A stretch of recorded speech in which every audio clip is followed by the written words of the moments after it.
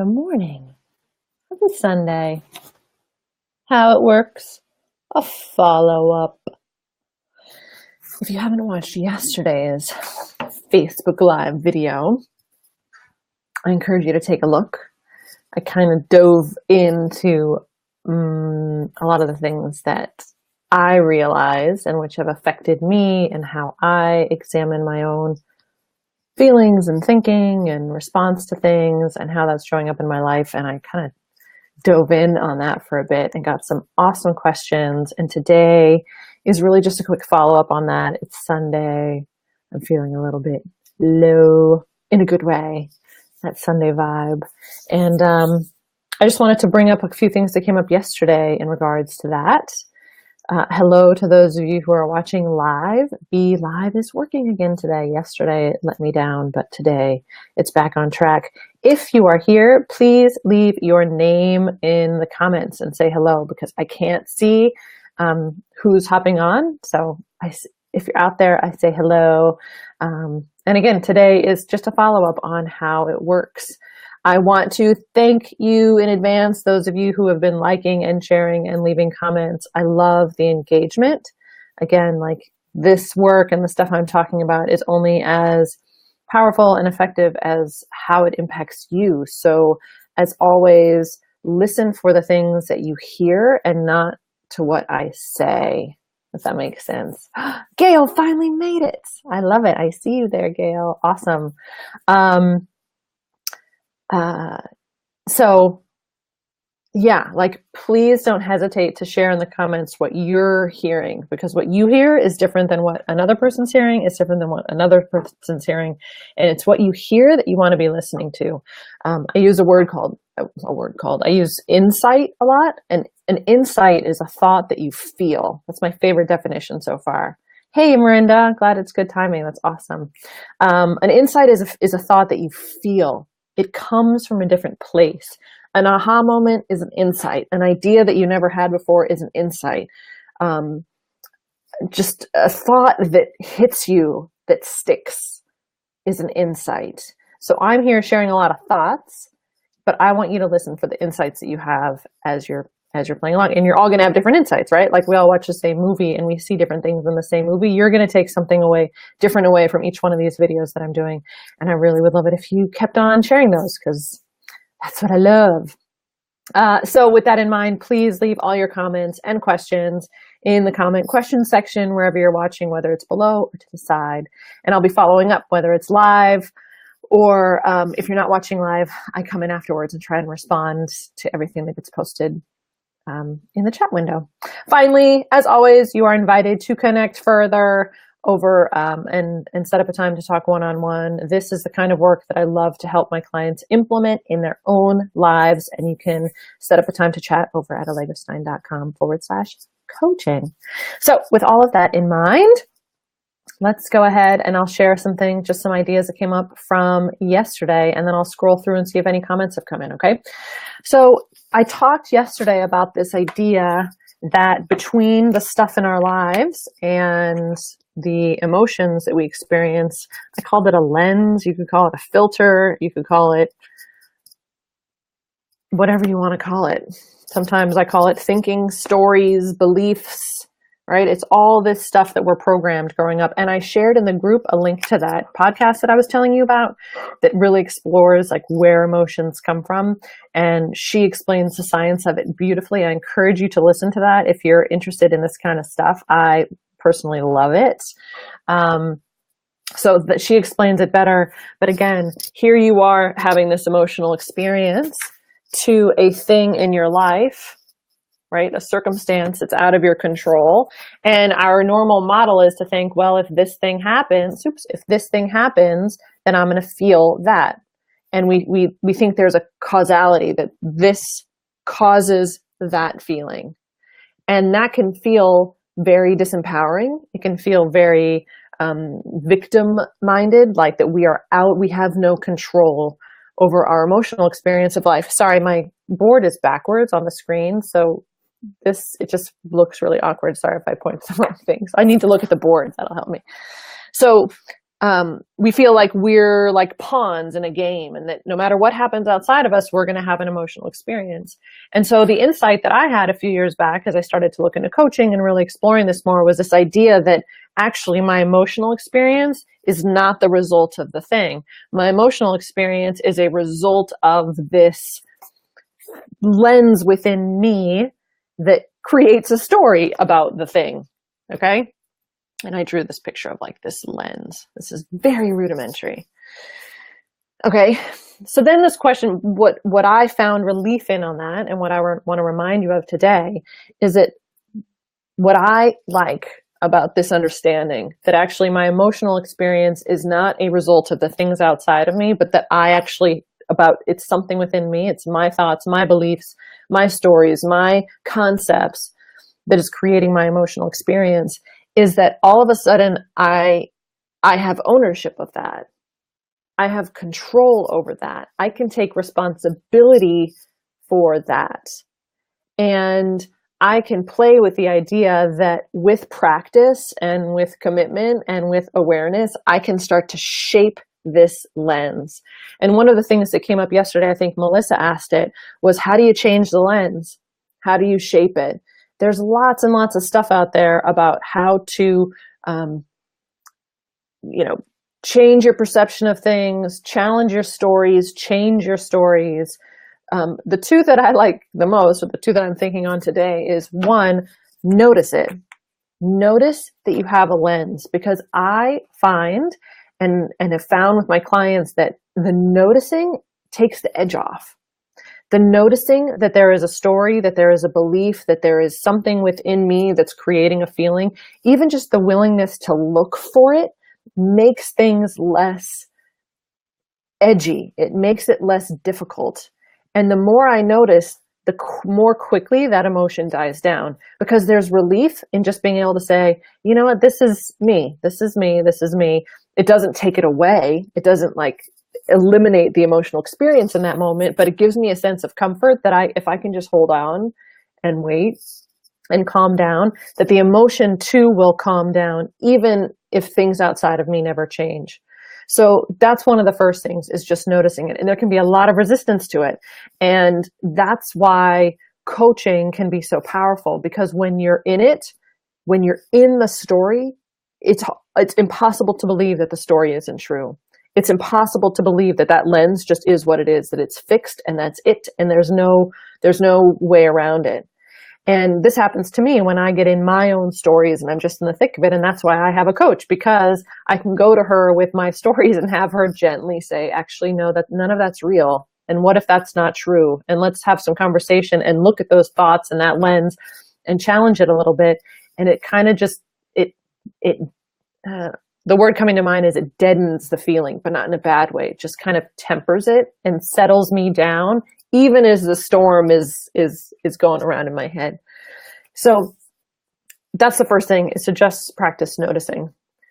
The second thing that I love, and this just came up the other day, and this is where that wobble between feeling and action, right? The idea is, well, if we feel a certain way, then we act a certain way. I really like to explore the idea that we can act and almost regenerate and use action to challenge our lens, use action to polish it and to reshape it. For example, I was speaking with someone the other day whose lens essentially was generating this story around, it's too late. It's too late for me to be a runner, let's say. It's too late for me to become a runner. I've always wanted to be a runner. I see people running marathons. It's so amazing, but it's too late for me to be a runner. That's the lens. That's the story. That's the thing, the concept that, right, creates these feelings of withdrawal and depression. And not depression seemed in that context wasn't right. Just apathy, not doing anything about it. And so my assignment to her was, okay, well, I want you to go out and run. Like, I want you almost to ignore that feeling you're having, to ignore that story that's going through your head, and to take action to disprove that belief. And I want you to go run for like a second. Like, I don't want you to go run a mile. I want you to just put some shoes on. And even if you can't run, go take a walk. Like we turn it into this little micro action, which I spoke about a few days ago. And the assignment was take a micro action to challenge that belief. And it's going to feel really uncomfortable because that belief is strong and that lens feels set. And go out and just do that little thing. And she did. She was willing to transcend her belief to kind of like say, I don't care that I don't believe this. I'm going to do it anyway. And she did it. And even just that tiny little action, it almost takes, it's like chipping away at something that once felt so solid and realizing, oh, this isn't solid. This is something that can be tweaked and massaged and worked on. So those are two things that you can do to really kind of challenge your lens. And another one that I'm thinking of that I mentioned the other day is The Work by Byron Katie. If you really want to get into this, if you really want to explore, like, what are the thoughts and the stories and the concepts that are creating this emotional experience of your life, The Work by Byron Katie is a very powerful way of doing that, of homing in on, let's say, a specific belief or a specific story or thought that you're telling yourself and breaking that apart and looking at it in lots of different ways. And through doing that, kind of disproving that and busting it up. So if any questions or thoughts are coming up in response to that, I'd love for you to leave them in the comments. I'll be keeping my eyes on it. And just a few other little ideas to share today. One, this is simple, but not easy. I'd say that a lot, that it's very, in my mind, it's very simple. Oh yeah, I'm creating my own emotional experience. But in practice, it can feel very, very challenging. So just know that having an understanding about how it works doesn't mean that it stops. It's just, it puts you in a position to consistently practice that awareness. And as a result of that practice, it starts to increase that, I believe, increase that time of calmness and staying centered, and reduce how long we're in those emotional thought storms. And that was another note that I wanted to share, that one of the ways to practice this is to deliberately slow down. Tara Brach, she's an amazing meditation teacher. She talks about something called the sacred pause. And I really love that idea of when you're having an emotional experience, there's some urgency about getting out of it, right? And that goes back to this idea that we judge our emotions. Like, I should not be feeling this way. I have to figure out a way out of it.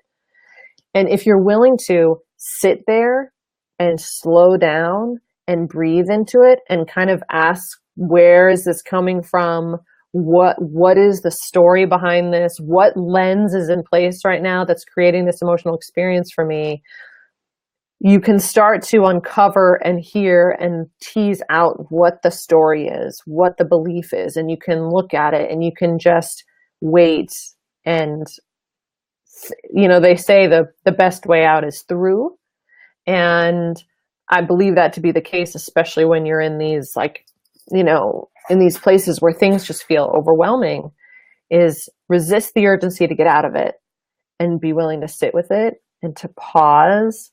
And especially if you're in an emotional state and you want to react to someone else, practice pausing and asking yourself, what if how I'm feeling has nothing to do with that other person and everything to do with me? And that willingness to do that. Karen, I see your question come through. Does not his. I'm curious if you want to share more about that. I wasn't sure what you meant. That willingness to just sit with it and hold it for yourself. And that doesn't mean that you don't then have a conversation with the person you want to have a conversation with. And that's an important question to ask yourself, you know, with this whole thing is, well, does this mean if I take responsibility for how I feel, does that mean I never do anything about that? And that's not what I'm saying. I'm saying you can still affect change on the things outside of your life. You can still say, you know what, I don't want this to happen again. I want to have a conversation with someone. I want to do something differently. But the deeper question is, from what place do you want to affect change? Do you want to talk with your partner or your person from a place of anger and resentment and fear? Or do you want to talk to your partner from a place of centeredness and calm and homeostasis? Either way, you're going to have the conversation. So the question is, why not settle down first and then have the conversation? And you can better settle down if you own the feeling. That's an important distinction. If you only think you can settle down if that other person changes, again, that's that outside in understanding. And what I'm suggesting is an inside out. Handle it on your own, then affect the change, then take steps forward. Let me see. Karen's popped a question. Karen asks, does this process tend to drain more at the beginning? I find I get spent dealing with people when I break down the storyline. Karen, I'd be a little more curious to know a bit more about what you're sharing, because I don't know that it's any more draining than responding emotionally to everything going on outside of us, right? Especially if it feels like so much of how we're feeling is about all those things, and all those things are still out there. So I'm just going to be a constant pinball depending on things. That is draining in a way that's infinite, because we can never have control over those outside things. So yeah, I get what you're saying, that taking all of that and saying, okay, what if all those things can stay there, and it's on me to process and to work through this emotions and to see it in a different way? Yeah, that's difficult, but it's finite, because when you turn that energy back and you're able to, without judgment, say to yourself, okay, I'm going to work on this. I'm going to figure out what's going on in me and what my lens is and how I want to polish it and tweak it and take responsibility for it. It's edgy in a different way, but I think it's a hopeful thing, because all of a sudden we can say, oh, if this is all me, then maybe I can work on it. And that's that whole line of saying, oh man, this is all me. And then saying, oh, this is all me. You know, it goes from being really challenging to really awesome. And I think that's what happened for me, is that it went to pretty awesome for me pretty quickly. When I heard that idea, there was not this like, oh man, like I don't want to face this. It was, oh my gosh, like there's something here. Like I'm not responding to, my emotional response isn't to the toilet seat being left up, for example. My emotional response is to a story I have. And again, that doesn't mean that once I settle down and once I'm centered, I don't have a conversation of putting the toilet seat down, for example. It just means that I'm coming at it from a different place. I'm curious if that's making sense. Karen, feel free to follow up. Anyone else, if you have stuff coming up for you, please share it in the comments. Okay, a few of you in yesterday's video made comments about things like shame and regret. Those are very, very powerful emotions. Again, if you really want to dive into it, I would challenge you to listen to that Invisibilia podcast, because she has this amazing research on emotions and how actually the idea of shame and regret are not feelings we're born with. Those are contexts and concepts that we are programmed with as we're growing up. And I think can be very powerful to look at that and consider that. So yes, some feelings feel almost immovable. Like they're just so deep and they're so powerful. Grief falls into this. And I've been speaking with a few of you about the grief you've been experiencing. What I would love to do, and what I did with that person who I was speaking with, is I invite you to seek out and to pay attention to moments when you're experiencing the opposite of that feeling. So let's say you're struggling with a sense of shame or a sense of regret. Tell me about a moment during your day when you have felt pride. Tell me about a moment during your day when you felt accomplishment. Or what can happen is these heavy emotions can consume us, and we can believe that we are that the shame is us, that the regret is us, that the grief is me. And sometimes in order to like chip away at that, we have to be deliberate about looking for moments when we're not feeling that. Because when you start to notice that there are moments in your day when you're not experiencing that, it reinforces and it bolsters this idea that your emotions are constantly moving in and out. Your emotions are a result of your thinking or your stories in any moment, and those things are constantly coming in and out. But what happens is sometimes it just feels like it's with us all day and all the time. And so my assignment to you, my challenge to you, is to say, find a moment during your day when you have felt a sense of pride. Find your moment during your day when you felt a sense of centeredness, and notice that those are it's like poking holes in a theory. It's like saying, well, no, you're not feeling that all day.